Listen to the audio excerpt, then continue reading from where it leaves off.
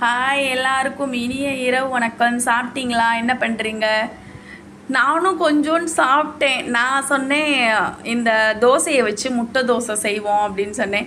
இல்லை நான் செய்கிறேன், நீங்கள் வீடியோ எடுங்க அப்படின்னு சொன்னானா, சரி நான் சொல்லி கொடுத்தேன். அவன் செஞ்சான், நல்லா தான் இருந்துச்சு. உப்பு மட்டும் கொஞ்சம் கம்மியாக இருந்துச்சு. நானும் அவனை சாப்பிட்டுட்டோம். இன்றைக்கி என்னென்னா, நேற்று கால் வலிக்குதுன்னு சொன்னேன், எந்திரிச்சு. நேற்று சாயங்காலமும் கால் வலிக்குதுன்னு சொன்னேன். நேற்று நைட்டு ஏதோ ஒரு வேலை சொன்னேன். என்னையே வேலை சொல்கிறீங்க அப்படின்னு எதுக்கோ சொன்னேன். ஆனால் நான் சொன்னேன் உட்காந்தா எந்திரிக்கவே முடியல, கால் வலிக்குது, நான் அங்கே நின்றுட்டே வேலை பார்க்குறேன்ல, அதனால் வீட்டுக்கு வந்து உட்காந்தோடனே குதிங்கால் வலிக்குது அப்படின்னு சொன்னேன்னா, என்ன இப்படி பண்ணுறீங்க அப்படி பண்ணுறீங்கன்னு முடங்கிக்கிட்டே இருந்தேன். சரின்னு சொல்லிட்டு இன்றைக்கி காலையிலேயே நான் சொன்னேன் எனக்கு கால் வலிக்குது, தயவு செஞ்சு எதுக்கோ சொன்னேன். சைக்கிளை ஏதோ தள்ளி நிப்பாட்டுன்னு சொன்னேன் காலையில். என்ன இப்படி சொல்லிகிட்டே இருக்கீங்க, கால் வலிக்குது நான் இப்போ ஊசியாச்சும் போடுங்க அப்படின்னு சொன்னேன்.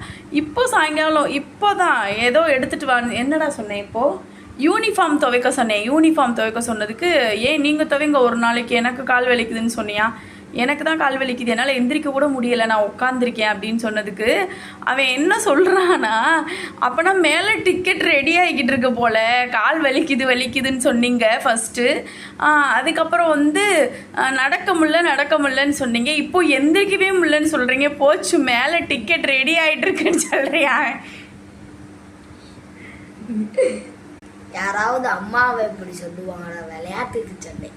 விளையாட்டுக்கு மட்டும் இப்படி சொல்லலாமா? இவன் எனக்கு டிக்கெட் கிடச்சா இவன் என்ன பண்ணுவான்? இவன் தான் சோத்துக்கு இல்லாமல் இருப்பான். எனக்கு டிக்கெட் கிடச்சா எல்லா அம்மா அப்பாவுமே வந்து நம்ம செத்துருவோமோ அப்படின்னு சொல்லி கவலைப்பட மாட்டாங்க. நம்ம செத்து போயிட்டா நம்ம பிள்ளைகளுக்கு யார் இருக்கா, நம்ம பிள்ளைங்க அனாதை ஆயிருங்களோ அப்படின்னு நினச்சி தான் கவலைப்படுவாங்க. அது மாதிரி தான் எல்லா அம்மா அப்பாவும்.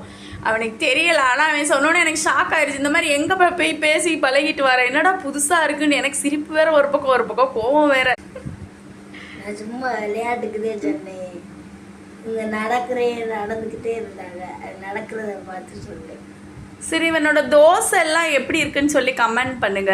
அந்த தோசை வீடியோவில் வந்து இந்த சுட்டிஸ்னால கமெண்ட் ஆப்ஷன் ஆஃப் ஆயிடுச்சு கமெண்ட் ஆப்ஷன். அதனால் இதில் பண்ணுங்க. அவன் ரொம்ப ஆசைப்பட்றான், அவனுக்கு நம்ம செஞ்சுருக்கோம் என்ன சொல்கிறாங்கன்னு பார்க்குறதுக்காக. சரி ஓகே, குட் நைட். இப்படி சொன்னானா அதெல்லாம் உங்ககிட்ட சொல்லணும் அப்படின்னு சொல்லி தான் நான் சொன்னேன். இவனுக்கு எவ்வளோ தைரியம், ஃபஸ்ட் டைம் சொல்லியிருக்கான். அடுத்து நல்ல வாயிலே சூடு வைக்க வேண்டியதான். சரி, குட் நைட், பாய்.